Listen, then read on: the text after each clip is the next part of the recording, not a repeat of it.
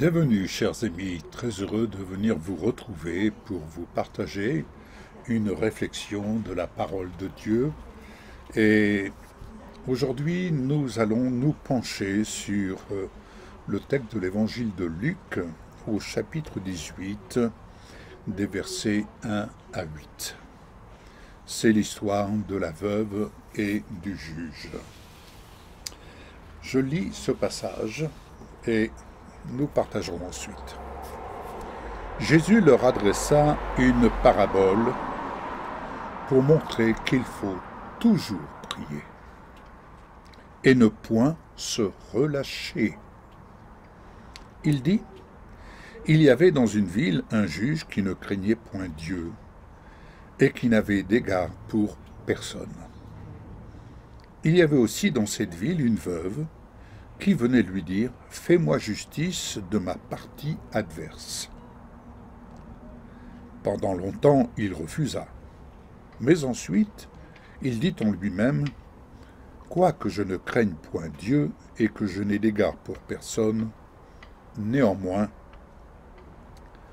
parce que cette veuve m'importune, je lui ferai justice afin qu'elle ne vienne pas sans cesse me casser la tête. » Le Seigneur ajouta, « Entendez ce que dit le juge inique. Et Dieu ne fera-t-il pas justice à ses élus, qui crient à lui jour et nuit, et tardera-t-il à leur égard? Je vous le dis, il leur fera promptement justice. Mais quand le Fils de l'homme viendra, trouvera-t-il la foi sur la terre? » Ainsi, nous avons été rachetés de la malédiction, nous avons été rachetés de toutes les injustices que nous subissions auparavant pour apprendre à vivre au bénéfice de la justice de Dieu. Alors, je ne parle pas de notre propre justice, de ce que nous estimons, ça c'est, oui, ça c'est ma justice, moi j'ai le droit à ci, j'ai le droit à ça. Non, non, non, je parle de la justice de Dieu. Par exemple, vous êtes malade, est-ce que vous avez, est-ce que la partie adverse va vous dire, mais tu vois, tu es malade, mais c'est normal, c'est la vie.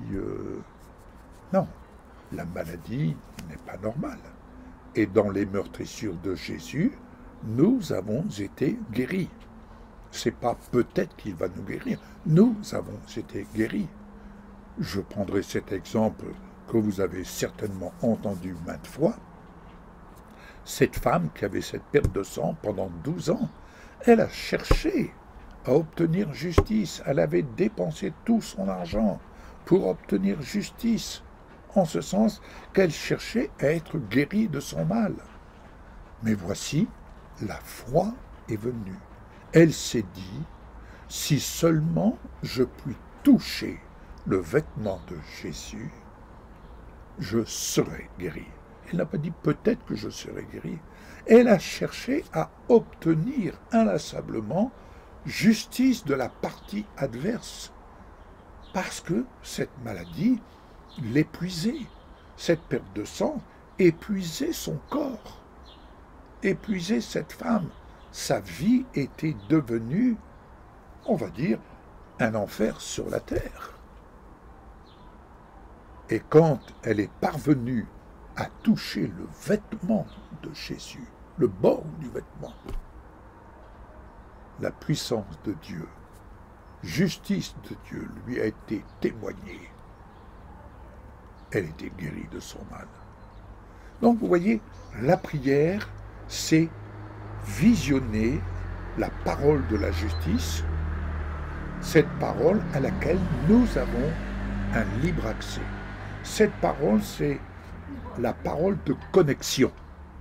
C'est une parole de connexion et c'est important de se connecter à la parole. Et c'est pourquoi je dis, pas la peine de raconter des histoires. Seigneur, tu vois, mon conjoint ou tel et tel ami est malade et tu vois pourtant, on espère ceci. Parlons la parole de la justice pour obtenir justice. Pourquoi pour obtenir justice? Parce que nous sommes dans notre droit au nom de Yeshua. Nous sommes dans notre droit de proclamer que justice de Dieu ayant été rendue une fois pour toutes à notre place par Yeshua dans l'œuvre de la croix, alors nous sommes au bénéfice aujourd'hui de vivre la justice de Dieu, quel que soit le domaine. L'important, c'est de visionner et de se connecter à la justice de Dieu, d'adopter le comportement, l'attitude, mais de ne point se relâcher. Ce n'est pas dire « Seigneur, tu me dois ça ». Le Seigneur ne nous doit rien. Nous avons tout pleinement. N'allez pas demander au Seigneur ce que d'ores et déjà vous avez tout pleinement. Je n'ai pas à demander au Seigneur « Seigneur, s'il te plaît, tu pourrais me donner ça. Tu pourrais m'accorder telle et telle chose. » Ben non, puisque j'ai tout pleinement. Si j'ai tout pleinement en Yeshua, si tu as tout pleinement en Yeshua, que te reste-t-il à faire? C'est de prendre position de la partie adverse qui veut te faire croire par toutes sortes de mensonges, par toutes sortes de pensées erronées, par toutes sortes de visions erronées, par toutes sortes de légalisme, par toutes sortes de voies qui ne mènent qu'à la perdition, qui ne mènent qu'à t'éloigner de la justice de Dieu. Que te reste-t-il à faire? À t'attacher, à prier. C'est prier, c'est avoir l'expression de la parole de la justice de Dieu. Alors, s'il y a des choses sur lesquelles tu t'es prié et que tu n'es pas parvenu, dis-toi bien une chose. Tout concourt au bien de ceux qui aiment Dieu. Et n'oublie jamais une chose, bien-aimé, n'oublie jamais une chose, c'est la santé de ton âme.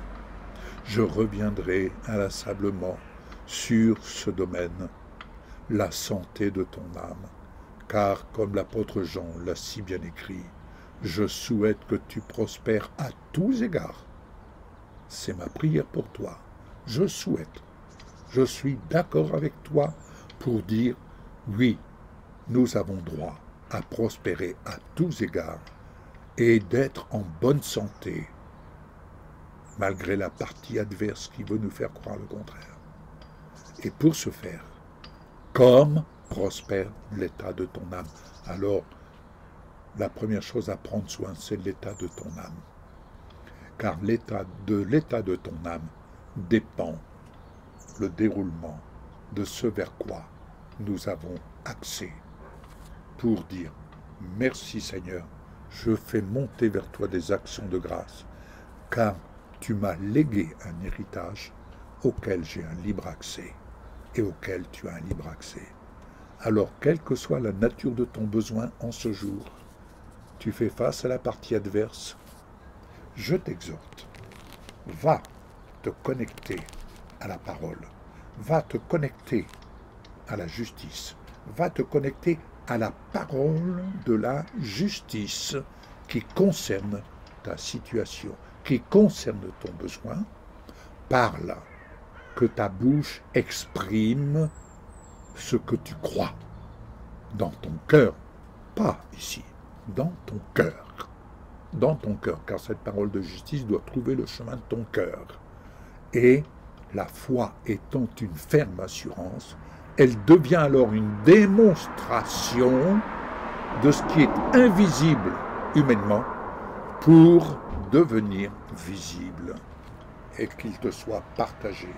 Ainsi se définit l'œuvre de la victoire de Jésus à la croix, lorsqu'il nous a dit « Tout est accompli ».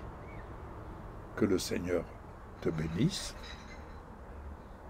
sois enrichi à tous égards, et excellente journée pour toi, dans la paix de Dieu.